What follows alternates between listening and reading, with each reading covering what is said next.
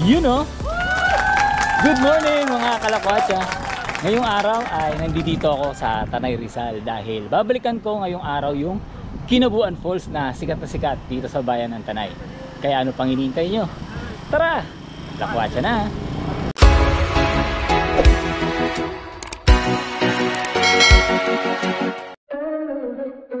So nandito na tayo ngayon sa Barangay Kayabu. Tapos dire-diretso lang to. Tapos nakikita nyo ngayon na maraming river crossing papunta dun sa Kinabuan Falls. Tapos kasama natin ngayong araw si Donna at si Kuya Carlos nasa likod. Okay, unang river crossing. Yehey! Tatawid tayo ilog.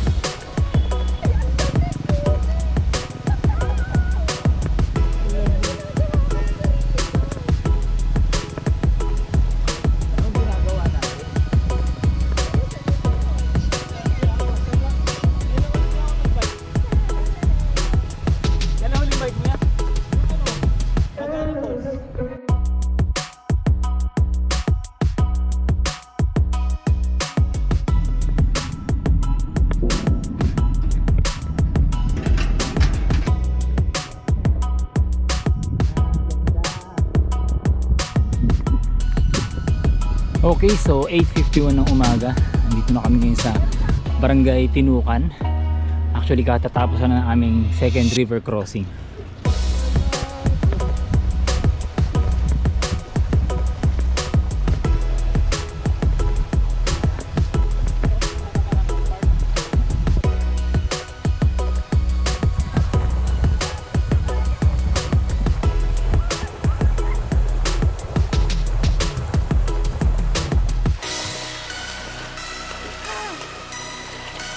Video ko kanina. Hindi pala naka-ano? Hindi pala naka-play. Busy. Yung masamang pinaplano eh. Yung patag na. Trail, tapos bikeable na trail. Ligo. Actually itong Kinabuan Falls, yung unang beses ko napuntahan to 2016. Nag-outreach program kami sa Barangay Santa Ines na dun sa Sitio Kinabuan. Nabigay kami ng mga school supplies ng time na yon. Tapos yung pangalawang beses parang nung 2021 medyo nagluwag yung restriction sa COVID-19 nun. Tapos nag-start kami ng ahon sa San Isidro sa Antipolo. Tapos tumagos kami ng bundok. Ang baba namin yung Barangay Santa Ines. Grabe yung ganda ng lugar, oh. Panalo. Yung mga campsite na rin, ang dami na rin campsite sa paligid ng ng ilog. Ganda ng ilog, ang linaw, oh. Tas ang lamig. May Camp Sandugo dito.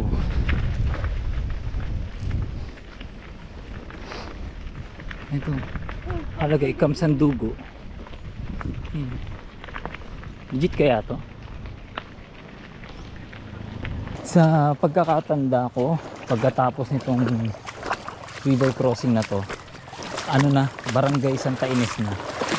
Kasi yung area na yan, na dyan sementado na. Yun yung indikasyon na malapit na tayo sa Barangay Santa Ines. Ayun, tama. Ayun na nga yung elementary school ng Barangay Santa Ines. Ganda dito. Yun, saktong 9:33 ng umaga. Nandito na tayo sa Barangay Santa Ines. Aga pa natin. Ang laki na ng pinagbago ng lugar. Dati kasi ito, rough road to. Purong rough road, maputik pag umuulan. Pero ngayon sementado na siya. Yung pinaka trail na papunta ng Kinabuan Falls.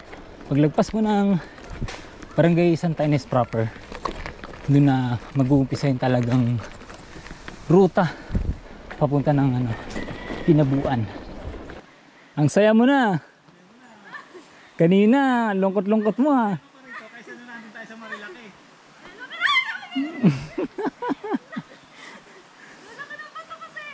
Yan, saan? Sa kaliwa. Yan. Oh shit, oh shit. Oh my god. Grabe. Ang saya mo na. Ganito sana lagi.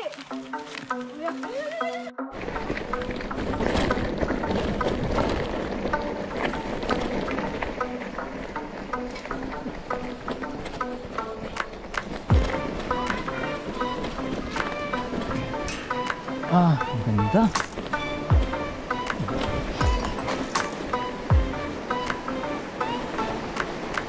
Yung isang kasama pala namin ni Kuya Carlos, si Donna. Kanina sa Marilaki. Medyo hindi na siya natutuwa kasi nga puro ahon. Pero nung pagpasok namin dito, ayan na. Nag-enjoy na siya ng sobra sa trail. Kamusta ka naman? Masaya! Pero na, saan bumura ka na eh? Hindi, ulit pa. Ulit pa? Sure? Yes! 2 thumbs up, approve. Tapos na ako. Ngayon lang ako nag-bike after 2 years.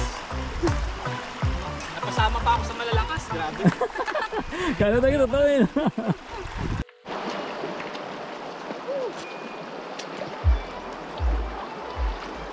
Ang ganda.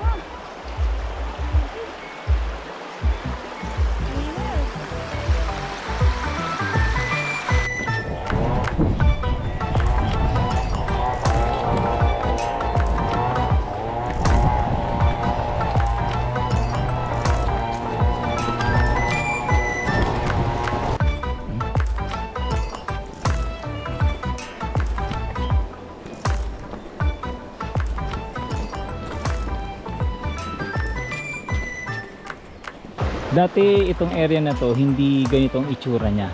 Nagtataasan yung mga puno dito. Pati na rin sa area na to. Maraming malalaking puno dito. Ito tanda-tanda ako tong area na to. Way back 2016 yung ilog dito hanggang Bewang kapag ano, tapos malakas yung agos. Pero dahil nga sa bagyong Ulysses, ayan, natabunan na siya nung ano, ng mga bato, kaya hindi na siya umaabot kahit hanggang tuhod man lang. O sino mag-aakala sa gitna ng gubat may tindahan. Cold drinks. Cold drinks. Oh, meron pa sila dun oh. Yun oh, nakalagay cold drinks available. Tara, yung lamig ng Mountain Dew. Oasis, syempre. Okay, matapos magpahinga, kumain at mag-refill ng tubig, larga na ulit kami. Tapos ang sabi nung may-ari ng tindahan, malapit na raw kami sa Sitio Kinabuan. Hindi ko na kasi matandaan kasi sobrang ibang iba na yung trail.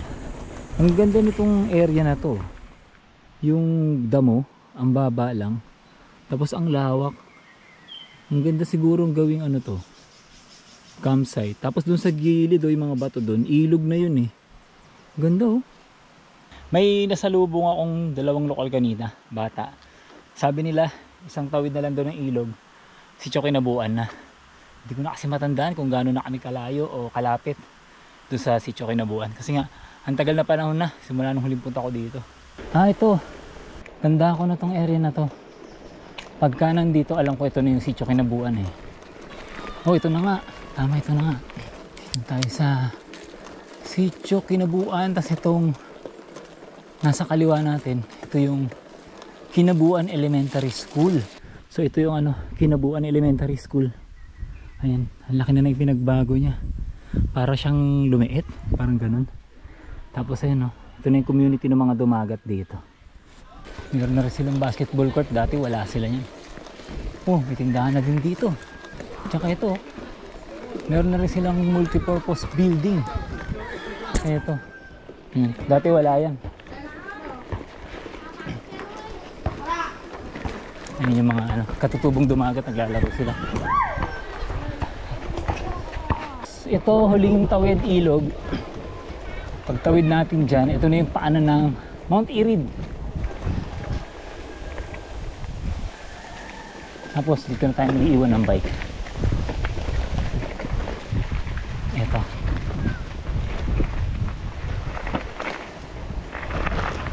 Tawid natin dito. Sa kanan tayo.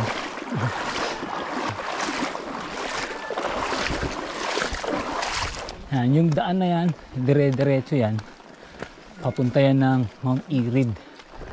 Tapos tayo gagawin natin, kakanan tayo dito. Ay kisunin lang tayo ng bike kung saan pwede iwan. Okay, so mula dun sa pinag-iwanan natin ng bike, konting lakad lang to, ano na, Kinabuan Falls na. Pero kanina nakita ko may mga may mga bisitang iba, mga mountaineer, lalaki ng bag nila. Pero titignan lang natin yung Kinabuan Falls kasi mukhang maraming tao eh. Saglit lang tayo.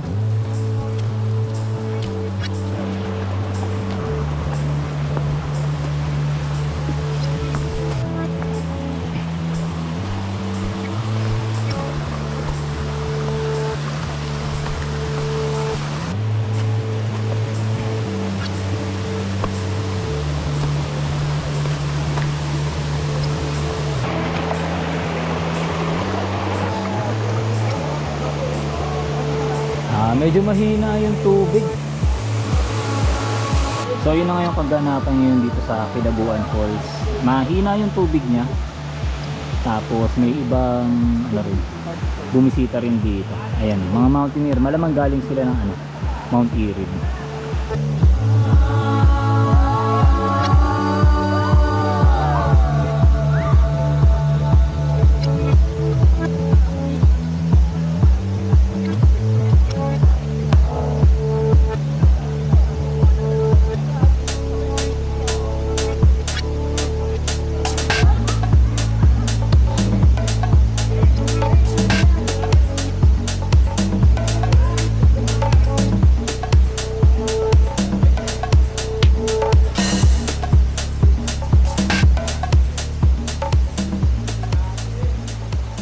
Tapos ito ng area naman to, dating purong damuhan lang to. Ngayon may mga 4x4 na nakakapasok, may mga nagka-car camping na din. Tapos ito, mayroon na rin mga cottage dito. Ayan, nakakapagtayo sila ng cottage. Yung mga yan, ang may gawa niyan yung mga taga dito. Syempre, part ng kabuhayan nila dito. Okay, so nag-ride out na kami dun sa Kinabuan Falls. Super saglit lang talaga yung ginawa namin pamamalagi dun. Wala pa yata kaming 30 minutes kasi nga napuntahan naman na dati namin yun. Kumbaga sinama lang namin si Donna para makita niya yung trail. Tapos marami ring bisita na dumating at naglublob doon sa catch basin ng Kinabuan, kaya hindi na rin kami nakisiksik. Hinayaan na namin sila mag-enjoy doon. Total napuntahan na namin yun.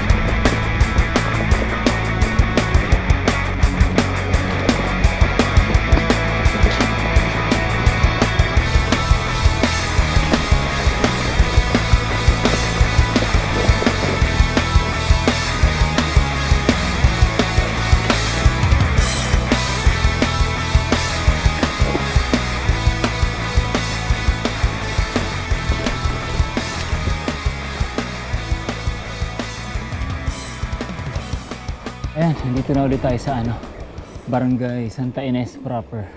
Tapos konting kembot na lang at makakaahon na tayo ng Marilaki. Shoutout pala kay Buddy Charles sa pagbibigay sa atin ng visa para muli nating mabalikan ang Kinabuan Falls na matatagpuan sa Sitio Kinabuan, Barangay Santa Ines, Tanay, Rizal. Kaya hanggang dito na lang, kung huwag kakalimutan na ang buhay ay masaya kapag may halong lakwatsa. Salamat!